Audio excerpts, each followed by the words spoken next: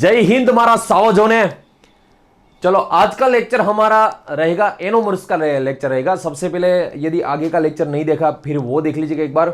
उसमें एक जो टॉपिक है ये इनेंस्यूमर कैसे फॉर्म होता है, डायस्ट्रोमर्स कैसे फॉर्म होता है, वो आपको अच्छी तरह से देखना है।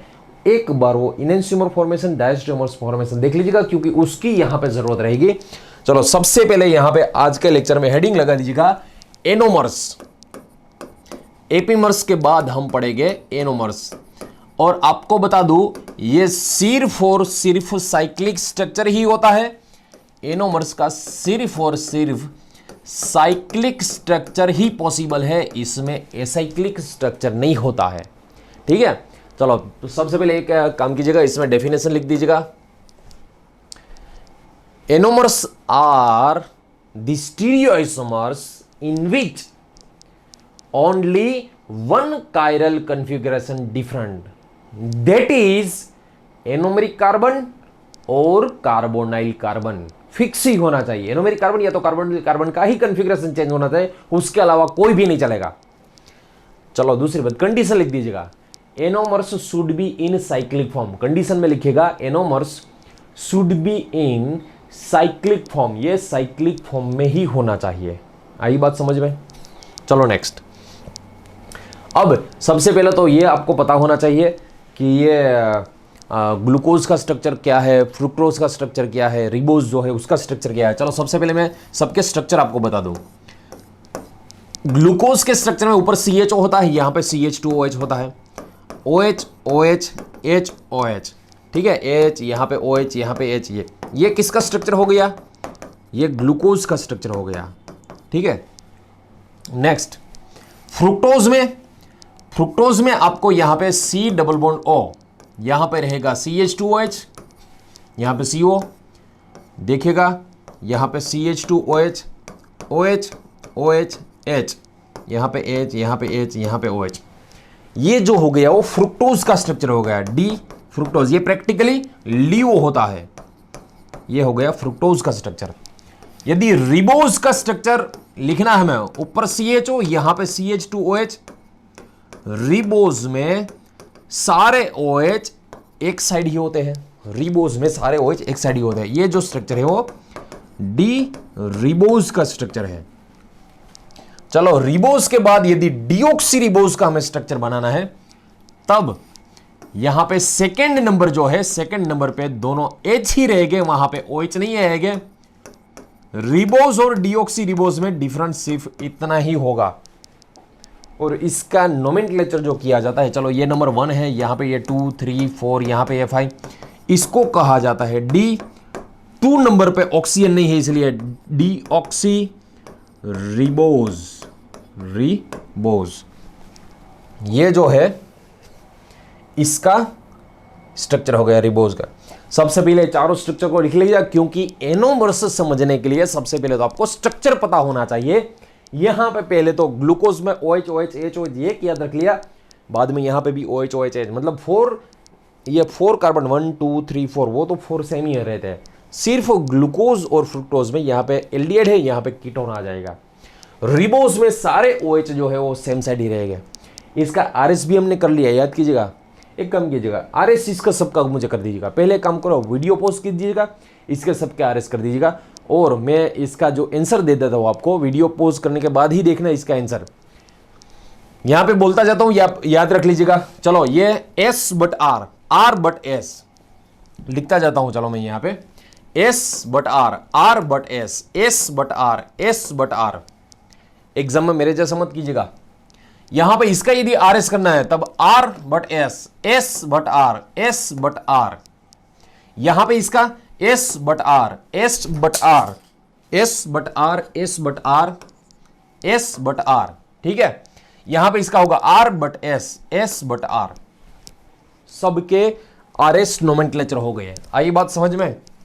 एग्जाम में मेरा जैसा मत कीजिएगा, एक बार पूरा का पूरा आज जो आप जैसे पढ़ा है आपने वैसे ही आप RS कर लीजिएगा। नेट में एक बार पूछा गया था, रिबोज का RS पूछा गया था, डीऑक्सी रिबोज का RS पूछा गया था। ठीक है, चलो सबको एक बार लिख लीजिएगा। यहां पे मैं आपको अब एनोमर्स के बारे में बताता हूं, एनोमर्स कैसे जनरेट होता है।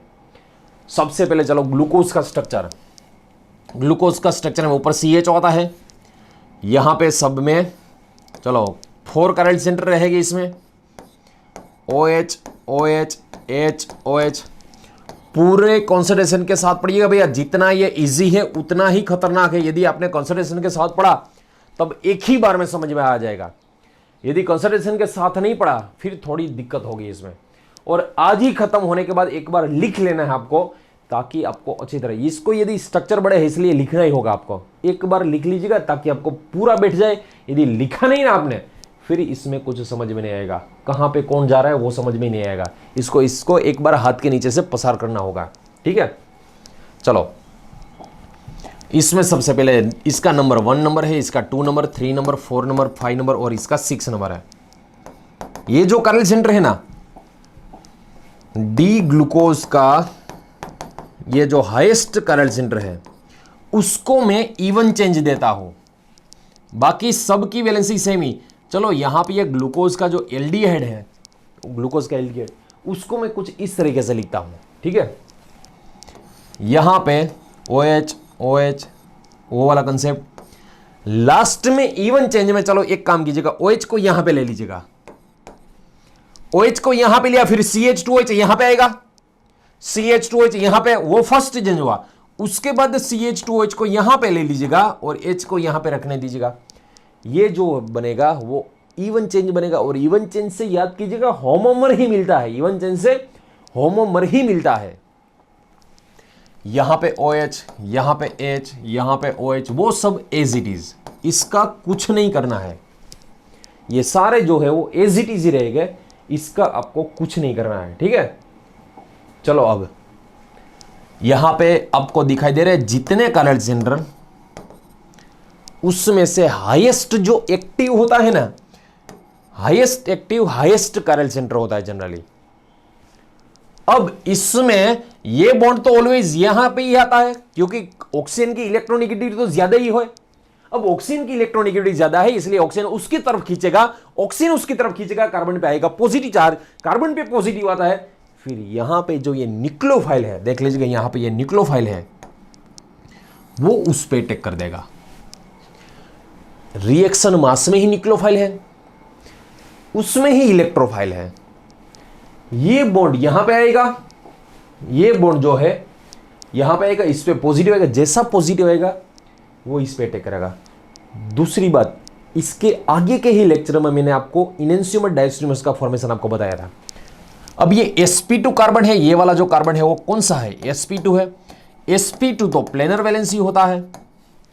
अब प्लेनर वैलेंसी पे यदि इसका अटैक किया जाए तब उसमें से कैरल सेंटर जनरेट होता है, और कैरल सेंटर जब जनरेट होगा ना, याद कीजिएगा 2 प्रोडक्ट मिल रही थी। कितनी प्रोडक्ट मिल रही थी? 2 प्रोडक्ट। अब 2 प्रोडक्ट में लिखता हूं, यहां पे देखिएगा कैसे 2 प्रोडक्ट लिखता हूं। एक पॉसिबिलिटी, पहले तो यहां पे ये जो कार्बन है वो 5 कार्बन एक ही चेन में रहेंगे, इसके साथ जुड़ जाएगा ऑक्सीजन, इसके साथ जुड़ जाएगा ऑक्सीजन। यहां पे कॉर्नर पे याद रखिएगा, कॉर्नर पे कार्बन नहीं है, कॉर्नर पे सिर्फ और सिर्फ ये ऑक्सीजन की चेन ही है। यहां पे एक जो रहेगा, इसको थोड़ा यहां पे लिख लेता हूं, अच्छी तरह से देखिएगा। सबसे पहले यहां पे चलो देखिएगा अच्छी तरह से, मैं सब वैलेंसी जो है उसको एज इट इज ही लिखता हूं, जो सारी वैलेंसी उसको एज इट इज लिखता हूं। यहां पे HCH2 as it is he है, यहां पे OH H as it is, यहां पे HOH एज इट इज, यहां पे OH H as it is, सब वैलेंसी एज इट इज है। इसको बाद में हम लिखेंगे, इसको बाद में हम लिखेंगे, ठीक है। प्लस दूसरा देख लीजिएगा, 2 प्रोडक्ट मिल रही है यहां पे 5 6। चलो यहां पे है ये ऑक्सीजन, क्योंकि फिर से देखिएगा ये ऑक्सीजन यहां पे लिखा मैंने 1 2 3 4 5 कार्बन की चेयर और ऑक्सीजन 6 नंबर, मतलब 6 नंबर की रिंग बन रही है। सब वैलेंसी को एज इट इज लिख लीजिएगा। ये कंसेप्ट इसमें बहुत छोटा है, स्ट्रक्चर ही सिर्फ बड़े हैं। अलाउ हमड़ो छो ने यहां पे OH, यहां पे H। सिर्फ स्ट्रक्चर बड़े हैं, कंसेप्ट तो छोटा ही होगा। यहां पे स्ट्रक्चर इतने बड़े बड़े आ रहे हैं मगर कंसेप्ट तो छोटा ही। कौन सा कंसेप्ट छोटा है? यहां पे इसने अटैक किया, ऑक्सीजन पे नेगेटिव आएगा, नेगेटिव पे यहां पे इसका H ट्रांसफर हो जाएगा, उसका बन जाएगा OH। अब वो जो OH बन रहा है ना, OH यहां पे कायरल सेंटर बन रहा है और यहां पे OH बन रहा है, वो दो पॉसिबिलिटी है, या तो OH राइट साइड रहेगा या तो यहां पे OH लेफ्ट साइड रहेगा। ये दो प्रोडक्ट में मिलेगी, ठीक है। और यहां पे कायरल सेंटर जनरेट होगा। ये फिर से यहां पे ये न्यूक्लियोफाइल अटैक कर रहा है, ऑक्सीजन पे नेगेटिव आएगा, नेगेटिव इसका H आ जाएगा। अब ये sp2 प्लेनर वैलेंसी में से यदि कायरल सेंटर बन रहा है, प्लेनर में से कायरल सेंटर बन रहा है, फिर दो पॉसिबिलिटी, उसमें हमने वेजडेस वाला पार्ट पढ़ा था, यहां पे राइट लेफ्ट वाला पार्ट पढ़ेगा। यहां पे पॉसिबल है एक बार OH राइट साइड आ सकता है, दूसरी बार जो OH है लेफ्ट साइड आ सकता है। राइट और लेफ्ट दो प्रोडक्ट हो गई। यहां पे दोनों स्ट्रक्चर में गौर से देखिएगा, दोनों स्ट्रक्चर में सिर्फ और सिर्फ यही कार्बन का डिफरेंट है, और ये वाला जो कार्बन है उसको कहा जाता है एनोमेरिक कार्बन। ये जो कार्बन है उसको कहा जाता है एनोमेरिक कार्बन। क्या कहा जाता है ये? इसको एनोमेरिक कार्बन कहा जाता है इसको। और एनोमेरिक कार्बन जो है यहां पे, उसमें ये जो स्ट्रक्चर है, पहले तो ये वर्टिकल स्ट्रक्चर जो होता है ना उसको फिशर स्ट्रक्चर बोलते हैं। ये जो दोनों है वो कौन से है? फिशर स्ट्रक्चर है। फिशर स्ट्रक्चर में यदि एनोमेरिक कार्बन पे OH राइट साइड है तब राइट को बोलते हैं अल्फा, और यदि लेफ्ट है तब उसको बोलते हैं बीटा। राइट है अल्फा, लेफ्ट है बीटा। ये जो स्ट्रक्चर है वो अल्फा डी ग्लूकोज का स्ट्रक्चर है। किसका स्ट्रक्चर है? अल्फा डी ग्लूकोज का। और यदि लेफ्ट साइड है फिर ये बीटा डी ग्लूकोज का स्ट्रक्चर है। ये हो गया बीटा डी ग्लूकोज। आई बात समझ में? अब देखिएगा गौर से, यहां पे ये जो स्ट्रक्चर है ना उसका मैं हावर स्ट्रक्चर ड्रॉ करने जा रहा हूं। किसको हावर स्ट्रक्चर बोलते हैं सबसे पहले वो देख लीजिएगा। यहां पे पहले तो 5 कार्बन और छठा जो है वो ऑक्सीजन है। 5 कार्बन और 6 1 जो है वो ऑक्सीजन है, मतलब 6 मेंबर की रिंग मिलेगी हमें। पहले यहां पे स्ट्रक्चर ड्रॉ कर लेता हूं, बाद में मैं पूरा समझाऊंगा आपको। मगर यहां पे देखिएगा 5 कार्बन है और छठा जो है ऑक्सीजन है। एवरी कार्बन पे यहां पे ये मैं वैलेंसी लिख रहा हूं, अप डाउन। RS में हमने पढ़ा था ही। प्लस यहां पे भी 5 कार्बन है और छठा जो है वो ऑक्सीजन है। 5 कार्बन है और छठा जो है वो ऑक्सीजन है, ठीक है। अब ध्यान से देखिएगा, अब हम वैलेंसी अरेंज करने जा रहे हैं। ये जो सब वैलेंसी है ना, यहां पे देखिएगा, आप एक काम कीजिएगा, ये पूरा इसको लिख लीजिएगा रफ में। ये दोनों स्ट्रक्चर को लिख लीजिएगा, रफ में दोनों स्ट्रक्चर को लिख लीजिएगा, ताकि आपको अच्छी तरह से मैं यहां पे जो वैलेंसी लिखूं ना वो डायरेक्ट आपको समझ में आ जाए। चलो सबसे पहले आप रफ में ये दोनों स्ट्रक्चर को लिख लीजिएगा पॉज करके। अब ये जो वैलेंसी है ना, ये जो स्ट्रक्चर है उसमें ये जो राइट वैलेंसी सारी दिखाई दे रही है ना आपको, उसको ये स्ट्रक्चर को मैं ऐसे डाउन लिखूंगा, तो अब ये राइट वैलेंसी सारी डाउन पे आएगी। यहां पे जो एनोमेरिक कार्बन दिखाई दे रहा है उसको यहां पे एनोमेरिक कार्बन लिख रहा हूं मैं। ये वर्टिकल स्ट्रक्चर है, ये हॉरिजॉन्टल स्ट्रक्चर है। ये वर्टिकल को कहा जाता है फिशर स्ट्रक्चर, इसको कहा जाता है हावर स्ट्रक्चर, वो मैं अभी लिखूंगा। मगर पहला पूरा एक बार समझ लीजिएगा। सिर्फ ये दोनों स्ट्रक्चर को आप लिख के सामने रखिएगा। आप राइट वैलेंसी जो सारी इसको मैं ऐसे लेटाऊंगा, तब राइट वैलेंसी सारी ये डाउन पे आ जाएगी। चलो यहां से स्टार्ट करेंगे एनोमेरिक कार्बन से। इसको ऐसे लेटा दिया, OH यहां पे डाउन पे आएगा, उसके बाद ये OH डाउन पे आएगा, उसके बाद ये H डाउन पे आएगा, उसके बाद ये OH डाउन पे आएगा, उसके बाद ये H डाउन पे आएगा। मैं इसकी ट्रिक भी दूंगा आपको, इसकी ट्रिक भी दूंगा। यदि एग्जाम में पूछा गया तब डायरेक्ट कैसे, ये कुछ करने की जरूरत ही नहीं होगी आपको, डायरेक्ट ये समझ में आ जाएगा, डायरेक्ट ये ड्रॉ करना आएगा आपको। चलो राइट वैलेंसी सारी कहां पे आ गई? सारी राइट वैलेंसी डाउन पे है। वैसे ही सारी लेफ्ट वैलेंसी जो है ना, सारी लेफ्ट वैलेंसी वो अप आएगी। देख लीजिएगा, यहां पे ये H है, यहां पे आ गया, यहां पे ये H है, वो यहां पे आ गया, यहां पे ये OH है, वो यहां पे आ गया, यहाँ पे एच है, यहाँ पे आ गया, यहाँ पे ये CH2H है, यहाँ पे आ गया। मतलब इसको ऐसे लेटाओगे तब सारी राइट वैलेंसी डाउन पे आएगी, सारी लेफ्ट वैलेंसी अप पे आएगी। चलो इसको ऐसे लेटा दो, यहाँ पे पहले एच है, एनोमेरिक कार्बन पे यहाँ डाउन पे आएगा, OH यहाँ पे आएगा, उसके बाद H, उसके बाद ये OH, उसके बाद ये H, फिर से H यहाँ पे रहा H, OH यहाँ पे रहा OH, H यहाँ पे रहा H, OH यहाँ पे रहा OH, H यहाँ पे रहा H। सारी राइट वैलेंसी डाउन पे आ गई। अब यहाँ पे अप वैलेंसी जो है वो लेफ्ट वैलेंसी वो अप आएगी, यहाँ पे आएगा H, यहाँ पे आएगा OH, यहाँ पे आएगा H और यहाँ पे आएगा CH2H। ठीक है, दोनों स्ट्रक्चर में गौर से देखिएगा, दोनों स्ट्रक्चर जो यहां पे आपको दिखाई दे रहे हैं, ये वाला जो दोनों स्ट्रक्चर है उसमें एनोमेरिक कार्बन जो ये है, एनोमेरिक कार्बन, उसको अच्छी तरह से देखिएगा। यहां पे लिखता हूं मैं, ये जो एनोमेरिक कार्बन है सिर्फ और सिर्फ वहां पे ही डिफरेंट है, एनोमेरिक कार्बन पे ही डिफरेंट है, बाकी कोई भी यहां पे डिफरेंट नहीं है। ये जो रहेगा वो एनोमेरिक कार्बन रहेगा। चलो अब देखिएगा, एनोमेरिक कार्बन पे यदि OH डाउन पे है तब इसको कहा जाता है अल्फा, एनोमेरिक कार्बन पे यदि OH अप है तब उसको कहा जाता है बीटा स्ट्रक्चर। हावर्थ फॉर्मेशन में, हावर्थ प्रोजेक्शन फॉर्मूला में यदि OH एनोमेरिक कार्बन पे OH डाउन में है तब उसको अल्फा स्ट्रक्चर बोला जाता है, एनोमेरिक कार्बन पे यदि OH अप है तब उसको बीटा स्ट्रक्चर बोला जाता है। ये जो अल्फा है ना, अल्फा, वो किसका स्ट्रक्चर है? ये डी ग्लूकोज का है, ये डी ग्लूकोज का स्ट्रक्चर है, ग्लूकोज। ये जो है वो बीटा डी ग्लूकोज का स्ट्रक्चर है, बीटा डी ग्लूकोज। और अब ध्यान से देखिएगा, यहां पे ये जो वर्टिकल स्ट्रक्चर है दोनों, ये दोनों वर्टिकल स्ट्रक्चर, वो दोनों एक्चुअली क्या है? ये दोनों फिशर स्ट्रक्चर है, ये दोनों फिशर स्ट्रक्चर है। और ये जो दोनों स्ट्रक्चर है वो कौन से हैं? वो दोनों हावर्थ स्ट्रक्चर है, ये दोनों जो है हावर्थ स्ट्रक्चर है।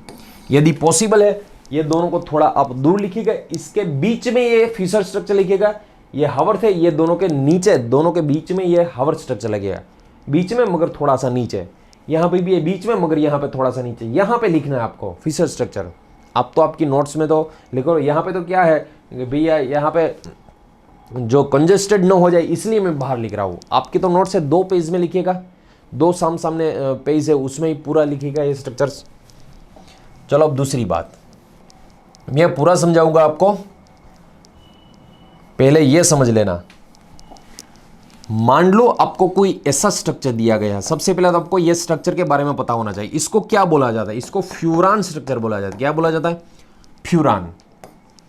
ये वाला स्ट्रक्चर है उसको क्या बोला जाता है? सोचिएगा, यहां पे 1 2 3 4 5 6 सेकंड पे sp3 हाइब्रिडेशन है, सेचुरेशन है, इसको बोला जाता है 2H पाइरान स्ट्रक्चर, 2H पाइरान। यहां पे देखिएगा इसको 1 2 3 4 5 6, इसको बोला जाता है 4H पाइरान स्ट्रक्चर, इसको बोला जाता है 4H पाइरान।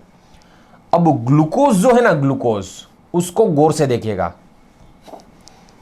उसमें 6 मेंबर रिंग है, मतलब 5 कार्बन और 1 ऑक्सीजन। यहां पे देख लीजिएगा 5 कार्बन 1 ऑक्सीजन, मतलब उसमें पाइरान रिंग जैसा कुछ है, पाइरान रिंग जैसा कुछ है। इसलिए ये ग्लूकोज जो है, ग्लूकोज, उसका दूसरा जो नेम है उसको कहा जाता है ग्लूको पाइरेनोज। क्या कहा जाता है? ग्लूको पाइरेनोज। और इसको कहा जाता है बीटा डी ग्लूको पाइरेनोज।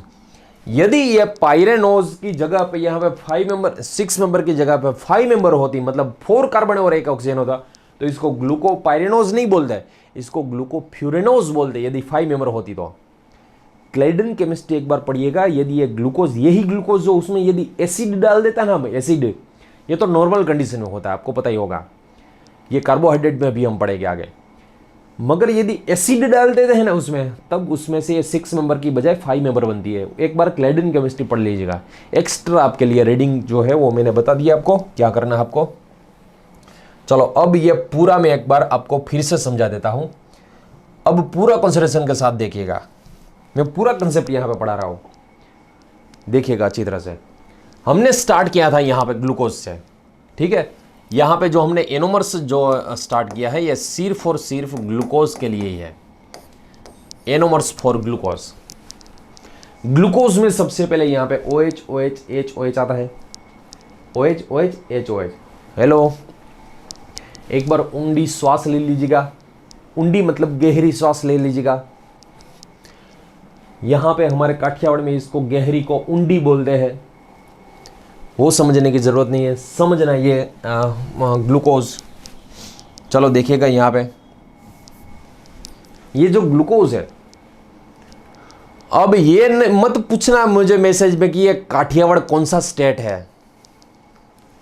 देख लीजिएगा यहां पे ग्लूकोज का, यहां पे OH, ये जो हमारे साथ ये बिहारी जुड़े हुए, झारखंड वाले जुड़े हुए हैं ना, वो कई बार ऐसे मैसेज करते हैं कि सर ये आपकी गुजराती सिखाओ। अरे यार पहले केमिस्ट्री सीख लो, उसके बाद मैं गुजराती सिखाऊंगा आपको। पहले केमिस्ट्री सीख लो थोड़ी, लॉकडाउन के बाद यहाँ पे आ जाना क्लास पे, वो आपको पूरी गुजराती हमारे बच्चे ही सिखा देंगे।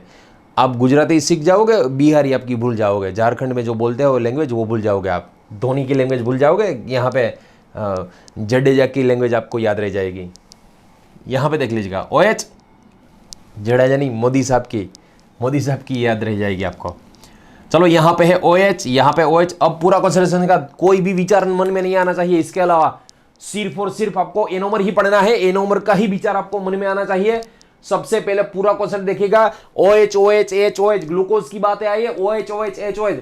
दूसरी बात, यहां पे इवन चेंज आपको करना है। इवन चेंज के लिए सबसे पहले आपको फिशर की कैरेक्टरिस्टिक याद होनी चाहिए। फिशर की कैरेक्टरिस्टिक में हमने ऐसा पढ़ा था, यदि किसी का भी इवन चेंज करते हैं हम, इवन चेंज से होमोमर मिलता है, इवन चेंज से होमोमर मिलता है। फिर ये इसका इवन चेंज करेगा, OH को यहां पे ले लीजिएगा, CH2OH को यहां पे, CH2OH को इस तरफ ले लीजिएगा, तब ये जो हो गया वो एक्चुअल में इवन चेंज हो गया।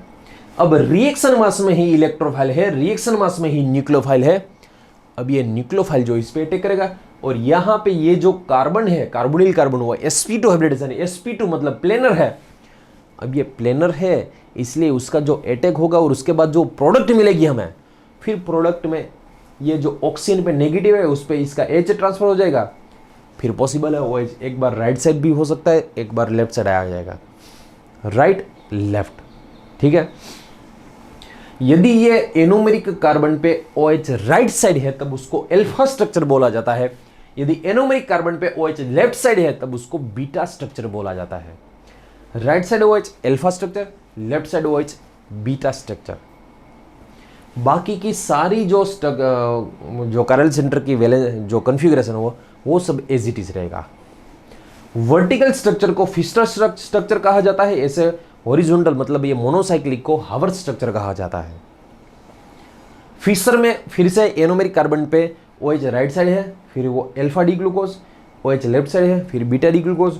और ये दोनों स्ट्रक्चर में, फिर से बता दूं, दोनों स्ट्रक्चर में सिर्फ और सिर्फ एनोमेरिक कार्बन का ही कॉन्फ़िगरेशन डिफरेंस है, इसलिए दोनों के बीच में जो रिलेशनशिप है वो एक्चुअली एक दूसरे का रिलेशनशिप एनोमर्स है।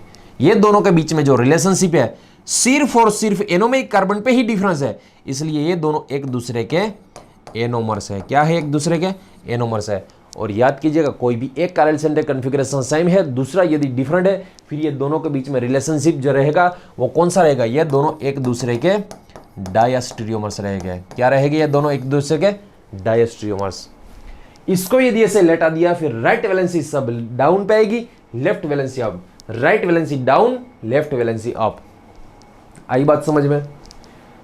अब डायस्टेरियोमर्स कहीं पे भी डायस्टेरियोमर्स यदि जनरेट हुआ ना, तब दोनों का अमाउंट 50-50% जनरली नहीं होता। यदि ये तो रिएक्शन मास है, यदि सेपरेट आइसोलेट किया जाए, कार्बोहाइड्रेट में हम पढ़ेंगे ये दोनों को आइसोलेट कैसे किया जाता है। आइसोलेट यदि किया जाए तब ये जो अल्फा डी ग्लूकोज है ना, उसका 36% मिलता है और बीटा डी ग्लूकोज उसका अमाउंट ज्यादा होता है, इसका 64% होता है। इसकी ऑप्टिकल एक्टिविटी यदि चेक की जाए, ये प्योर फॉर्म में यदि अल्फा डी ग्लूकोज उसके अलावा कोई है ही नहीं, ये प्योर फॉर्म है, तब उसका एक्चुअल में ऑप्टिकल रोटेशन जो होता है 112 डिग्री का होता है और इसका जो ऑप्टिकल रोटेशन वो +19 डिग्री का होता है। और हमने ये angle of rotation, specific angle of rotation वो तो सब पढ़ ही लिया है। इसका एवरेज यदि निकाला जाए, फिर इसका एवरेज याद रखिएगा 52.5 डिग्री का इसका एवरेज एंगल ऑफ रोटेशन होता है, इसका एवरेज एंगल ऑफ रोटेशन होता है। सो फ्रेंड्स अच्छी तरह से याद रखिएगा, यदि इसको आइसोलेट किया जाए तब मेजर जो मिलता है वो बीटा डी ग्लूकोज मिलता है, माइनर मिलता है ये अल्फा डी ग्लूकोज, ये 36% होता है। उसका ऑप्टिकल रोटेशन यदि चेक किया जाए फिर वह 112 डिग्री का होता है। ऑप्टिकल एक्टिविटी इसकी चेक की जाए फिर वो +19 डिग्री का होता है। और उसका एवरेज कैसे निकाला जाता है वो हमने angle of rotation, specific angle of rotation उसमें पढ़ लिया है। इसका एवरेज 52.48, एक्चुअली 52.48, 48 मतलब 5 डिग्री हो गया है। आई बात समझ में? अब एग्जाम में ये हावर्थ स्ट्रक्चर यदि आपको डायरेक्ट याद रखना है, एग्जाम में ये हावर्थ स्ट्रक्चर, इसमें से ग्लूकोज का ये जो हावर्थ स्ट्रक्चर बना वो आपको यदि डायरेक्ट याद रखना है, कैसे हमें हावर्थ स्ट्रक्चर डायरेक्ट याद रखना है ग्लूकोज का, सो उसके लिए देख लीजिएगा एक बार। पहले काम कीजिएगा, इसको पॉज करके अच्छी तरह से लिख लीजिएगा। उसके बाद मैं आपको इसका डायरेक्ट हावर्थ स्ट्रक्चर में आपको ड्रॉ करना सिखाता हूं। मान लो आपको अल्फा डी ग्लूकोज बनाना है, अल्फा डी ग्लूकोज, और दूसरा बनाना है आपको beta D glucose, beta D glucose. और ये ग्लूकोज को ग्लूको पाइरेनोज क्यों कहा जाता है वो भी पता चल गया आपको, ग्लूको पाइरेनोज, क्योंकि यहां पे ये 5 मेंबर है तब फ्यूरान है, 6 मेंबर है तब पाइरान है। इसमें 6 मेंबर रिंग ग्लूकोज में आ रही है इसलिए इसको पाइरान रिंग है इसमें, इसलिए इसको ग्लूको पाइरेनोज कहा जाता है। पाइरान है इसलिए इसको ग्लूको पाइरेनोज बोला जाता है। यदि फ्यूरान होती तब इसको ग्लूको फ्यूरेनोज बोला जाता, मगर फ्यूरान नहीं है, पाइरान है, इसलिए इसको ग्लूको पाइरेनोज बोला जाता है। अब ये इसका यदि हावर्थ स्ट्रक्चर में करना है, हावर्थ स्ट्रक्चर में याद रखिएगा, एनोमेरिक कार्बन ऑक्सीजन के पास वाला जो है एनोमेरिक कार्बन होता है। एनोमेरिक कार्बन पे OH यदि डाउन पे है तब वो अल्फा, एनोमेरिक कार्बन पे यदि OH अप है तब बीटा। ठीक है, चलो यहां पे याद रखिएगा, हम इसका जो हावर्थ स्ट्रक्चर है वो कैसे बनाएंगे alpha D glucose as well as beta D glucose का। पहले हमें ऐसी 6 मेंबर रिंग ड्रॉ कर लेनी है, ऐसी 6 मेंबर, 6 मेंबर पे यहां पे 2 वैलेंसी ऐसी रख देनी है। यहां पे भी 6 मेंबर रिंग देख लीजिएगा, ये 6 मेंबर रिंग, और 6 मेंबर रिंग में सबसे पहले जो आपको वैलेंसी लिखनी है वो एनोमेरिक कार्बन की लिखनी है। किसकी लिखनी है? एनोमेरिक कार्बन की लिखनी है। चलो पहला काम क्या करना है हमें, पहला काम ये यदि अल्फा है तब एनोमेरिक कार्बन पे OH डाउन पे रखना है, यहां पे आएगा H। यदि ये बीटा है तब एनोमेरिक कार्बन पे OH आएगा, अप आएगा, H आएगा डाउन। फिर से alpha OH down, beta OH up. अब ऑक्सीजन के इस साइड सुल्टा दिया, फिर ऑक्सीजन के लेफ्ट साइड सुल्टाना है। यहां पे ग्लूकोज के लिए ऑलवेज आपको CH2 ऊपर रखना है, H नीचे। मैं ग्लूकोज के लिए बोला, ग्लूकोज के लिए ही सिर्फ आपको CH2 ऊपर रखना है, H आएगा यहां पे। अब क्या करना है, चलो यहां पे H आ गया, डाउन पे H आया, फिर डाउन की वैलेंसी पूरी करनी है हमें, H OH H OH H OH H, ये अल्टरनेट हो गया, H OH H OH H OH H। फटाफट फिर से, अल्फा में OH डाउन, बीटा में OH अप। ऑक्सीजन के इस साइड सुल्टा दिया, अब ऑक्सीजन की इस साइड, अब ये ऑक्सीजन की इस साइड ग्लूकोज के लिए ऑलवेज CH2H ऊपर, H नीचे। अब ये डाउन पे H है, H OH H OH H OH H, ऐसे आपको अल्टरनेट लिख देना है, H OH H OH H OH H। ये बन गया अल्फा डी ग्लूकोज, ये बन गया बीटा डी ग्लूकोज। अब चलो नंबरिंग की बात की जाए तब ये एनोमेरिक जो एल्डिहाइड था ये एक्चुअल में 1 नंबर था। कौन सा नंबर था? ये 1 नंबर था। यहां पे ये 2 नंबर, ये 3 नंबर, ये 4 नंबर, ये 5 नंबर और ये 6। ये एक्चुअल में एल्डिहाइड था। ये 1 नंबर, 2, 3, 4, 5 और ये 6। चलो अब मान लो आपको जैसे हमने ग्लूकोज बनाया वैसे ही, चलो ये फर्स्ट जो हमने बनाई glucose, alpha D glucose, beta D glucose. अब मान लो वैसे ही हमें अल्फा डी मेनोज और बीटा डी मेनोज यदि बनाना है हमें, अल्फा डी मेनोज और बीटा डी मेनोज यदि हमें बनाना है, फिर कैसे बनाएगा देख लीजिएगा। मेनोज के लिए भी आपको पहले काम क्या करना है, आवर स्ट्रक्चर इसका पहले ऐसे 6 मेंबर आपको ड्रॉ कर लेनी है, ऐसे 6 मेंबर ड्रॉ की जाए, ठीक है। चलो यहां पे भी ऐसे 6 मेंबर ड्रॉ कर लीजिएगा पहले, यहां पे ऐसे 6 मेंबर। आप कभी डायरेक्ट मेनोज ड्रॉ मत कीजिएगा, डायरेक्ट मेनोज कभी ड्रॉ मत कीजिएगा, आप सिर्फ ग्लूकोज को ही याद रखिएगा। आपको क्या करना है, सबसे पहले एनोमेरिक कार्बन पे ये अल्फा है तब ये OH डाउन पे है, H यहां पे आएगा। यदि ये बीटा है तब ये एनोमेरिक कार्बन पे OH अप, H डाउन पे। अल्फा में OH डाउन, बीटा में OH अप। फिर से अल्फा में OH डाउन, बीटा में OH अप। पहले मेनोज का कभी मत ड्रॉ कीजिएगा, पहले हम ग्लूकोज का ड्रॉ कर लें।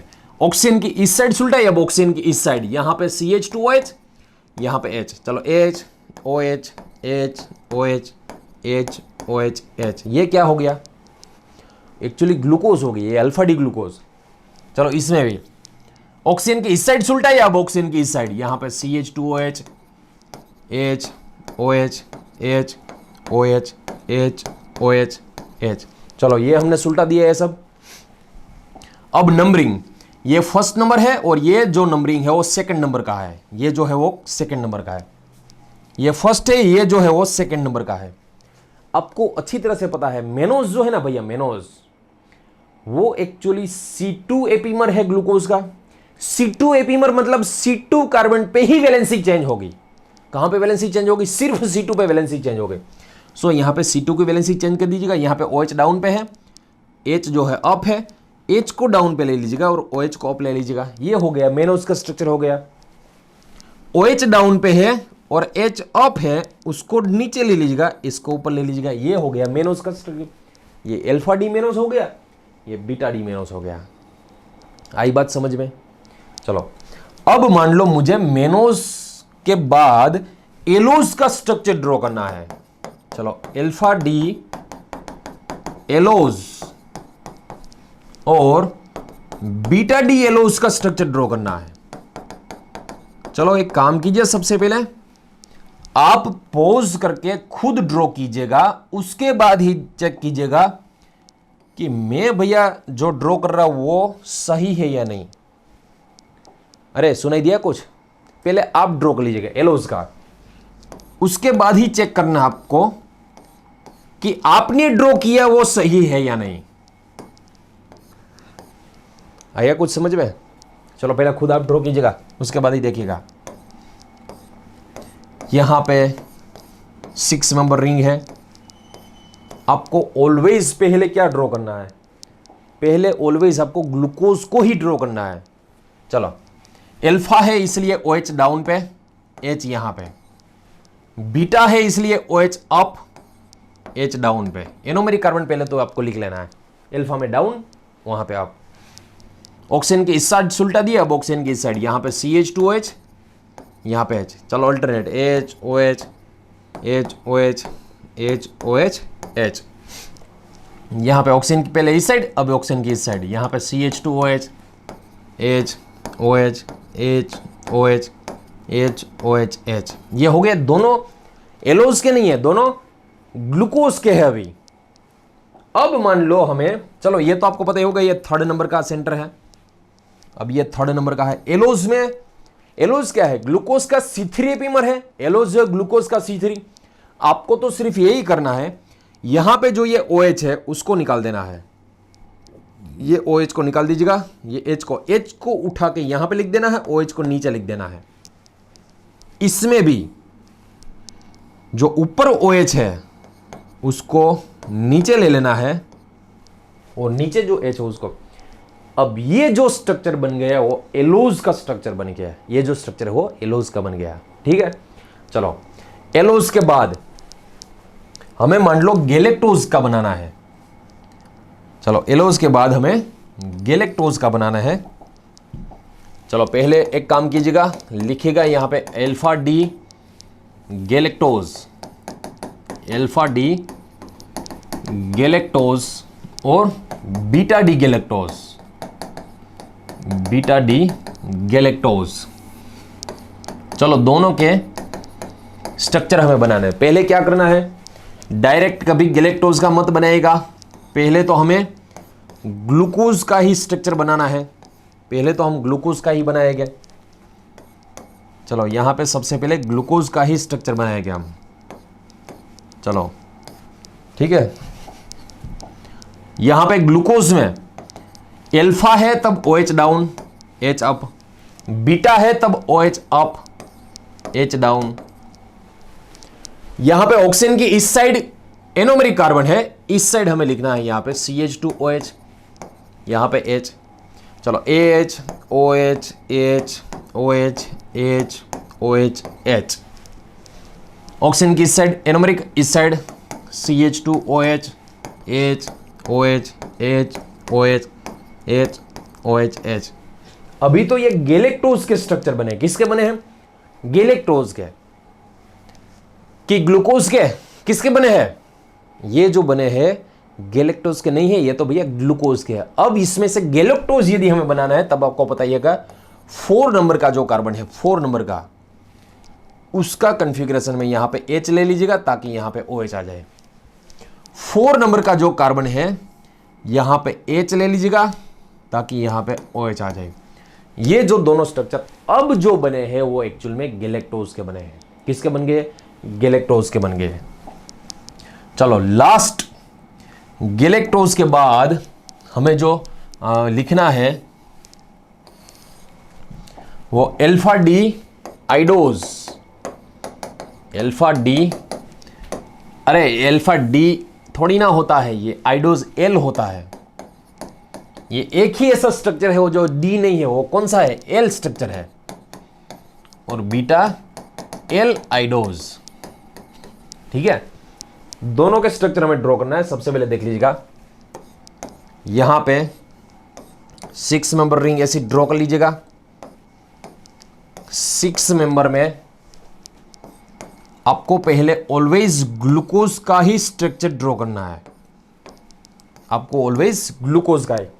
चलो अल्फा है इसलिए एनोमेरिक कार्बन पे OH डाउन पे आएगा, बीटा में एनोमेरिक कार्बन का OH जो है वो अप आएगा।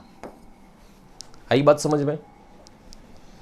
ऑक्सीजन के इस साइड एनोमेरिक कार्बन है, ऑक्सीजन की इस साइड यहां पे CH2OH ऑलवेज, यहां पे H H OH H OH H OH H। ठीक है, यहां पे CH2OH H OH H OH H OH H। चलो अब आपको, ये तो ग्लूकोज हुए ना, ये आइडोज थोड़ी ना है अभी तो। यदि आपको आइडोज बनाना है तब आपको 5th नंबर का चेंज करना है, ये जो 5th नंबर है उसका चेंज करना है। 5th नंबर पे जो ऊपर है, ये जो ऊपर था CH2OH उसको नीचे ले लीजिएगा, H को यहां पे ले लीजिएगा। ऊपर जो CH2OH है उसको नीचे ले लीजिएगा, यहां पे H। ये जो बन गया भैया, ये अल्फा L आइडोज, ये बीटा L आइडोज, ये दोनों आइडोज के स्ट्रक्चर बन गए हैं। आई होप कि अभी आपको हावर्थ में ग्लूकोज एज वेल एज पूरी मैगी कैसे बनाई जाती है वो समझ में आ गया होगा। ठीक है, सो फ्रेंड्स, यहां पे ये जो हमारा लेक्चर था एनोमर्स का, अभी सिर्फ ग्लूकोज के एनोमर ही बने हैं। अभी ग्लूकोज के एनोमर के बाद हम फ्रुक्टोज के एनोमर भी पढ़ेंगे, मगर सबसे पहले मैं आपको एक थोड़ी सी यहां पे हिंट दे दूं। यदि इसका हमें इनएंशियोमर बनाना है, देख लीजिएगा कितने तरीके से इसका इनएंशियोमर बना सकते हैं। सबसे पहले मान लो मैं आपको अल्फा डी ग्लूकोज की बात करूं। चलो यहां पे ये एनोमेरिक कार्बन है, एल्फा डी ग्लूकोज में यहाँ पे OH, यहाँ पे H, यहाँ पे CH2OH, यहाँ पे H, यहाँ पे OH, यहाँ पे H, OH, H, OH, H। ये स्ट्रक्चर किसका हो गया? एल्फा डी ग्लूकोज का होगा। ये एल्फा डी ग्लूकोज का स्ट्रक्चर हो गया, ठीक है, एल्फा डी ग्लूकोज का। एक्चुअल में इसमें जो ये पार्ट होता है ना, ये पार्ट, ये आपको एग्जाम में यदि देना है तब इतना पार्ट जो है आपको वेज दिया जाएगा। ये एक्चुअल में ऐसे रिंग होती है, ऐसे नहीं होती है, ऐसे रिंग होती है। इतना पार्ट वेज, पीछे वाला जो पार्ट है वो डैश। इतना पार्ट जो होता है वो वेज होता है, पीछे वाला जो पार्ट होता है वो डैश होता है, ठीक है। चलो अब इसका हमें यदि इनेंशियोमर बनाना है तब कैसे बनाया जाए इसका इनेंशियोमर? कई तरीके हैं। यहां पे पास में मान लो आप ऐसे भी लिख सकते हो, इसका इनेंशियोमर बनाना है तब आप इसका इनेंशियोमर ऐसे भी लिख सकते हो। यहां पे आ जाएगा OH, देख लीजिएगा, यहां पे OH, यहां पे H, यहां पे CH2OH, यहां पे H, H, OH, H, OH, H, OH, H। ये बन गया इसका इनेंशियोमर, ठीक है, ये बन गया इसका इनेंशियोमर। ये जो स्ट्रक्चर है वो किसका स्ट्रक्चर है? ये स्ट्रक्चर वो एल्फा डी ग्लूकोज का नहीं है, अब ये एल्फा एल ग्लूकोज का हो गया। इसका इनेंशियोमर तो आपको पता ही होगा, एल्फा एल ग्लूकोज हो गया है, ठीक है। चलो मान लो ऐसे हमें इसका इनेंशियोमर नहीं लिखना है, हमें इसका इनेंशियोमर दूसरी तरीके से भी लिखा जा सकता है। कैसे? देखिएगा, इसका इनेंशियोमर दूसरी तरीके से ऐसे भी लिखा जा सकता है। यहां पे इसको एज इट इज रखिएगा, उसको एज इट इज रखेगा। सारी वैलेंसी जो है ना, इसकी सारी वैलेंसी उसको ऐसे उल्टी कर दीजिएगा। ये डाउन पे है तब ये अप। पहले आपको तो ऐसा लगेगा कि ये बीटा हो गया, मगर ये बीटा नहीं हो रहा। सब वैलेंसी हम चेंज कर रहे हैं, ये बीटा नहीं है भैया। CH2OH, यहां पे H, यहां पे OH, यहां पे H, यहां पे OH, यहां पे H, यहां पे H, यहां पे OH। पहली नजर में हमें ये बीटा लगेगा, मगर ये बीटा नहीं है, ये एक्चुअली एल्फा एल ग्लूकोज ही है। किसी भी कायरल कंपाउंड की हम सारी वैलेंसी यदि चेंज कर दी है, सब की मान लो वैलेंसी हम चेंज कर दे, तब उसमें याद रखिएगा उसका इनेंशियोमर बनता है। सब वैलेंसी हमने चेंज कर दी, सारी वैलेंसी, तब ये दोनों एक दूसरे के एक्चुअली इनेंशियोमर ही है। ये चलो इसका हमें प्रूफ यदि करना है कि ये एक्चुअल में इसका इनेंशियोमर ये है, फिर ये दोनों क्या हुए? ये दोनों के बीच में चलो रिलेशनशिप इनेंशियोमर का है, फिर ये दोनों के बीच में रिलेशनशिप होमोमर का रहेगा। ये दोनों के बीच में रिलेशनशिप, ये दोनों के बीच में रिलेशनशिप इनेंशियोमर का है। इसका इनेंशियोमर है, इसका इनेंशियोमर है, मतलब ये दोनों जो है होमोमर। कैसे है? इसको यदि आप 180 रोटेशन ऐसा दे दिया ना, इसका 180 रोटेशन ऐसा, फिर ये भी बन जाएगा। मगर आपको 2D में ये समझ में नहीं आएगा, इसको समझने के लिए आपको 3D समझना होगा। 3D समझने के लिए आप एक बार गूगल में ये इसका 3D structure of alpha D glucose ऐसा लिखेगा और बाद में उसको घुमा घुमा के देखिएगा। मगर यहाँ पे जो मैं करा रहा हूँ वो परफेक्ट याद रखिएगा, क्योंकि एग्जाम में जो आएगा वो 3D नहीं आएगा, एग्जाम में आएगा 2D ही आएगा। आपको कंसेप्ट पकड़ना है। कौन सा कंसेप्ट पकड़ना है? यदि इसका ऐसे मिरर इमेज बनाएगा तब आपको यह पता होना चाहिए अल्फा डी ग्लूकोज का मिरर इमेज होता है वो उसका इनेंशियोमर होता है। दूसरी बात, इसके सारी वैलेंसी यदि हमने ऐसे चेंज कर दी, सारी वैलेंसी यदि चेंज कर दी, फिर इसका ये जो है इसका इनेंशियोमर मिलेगा।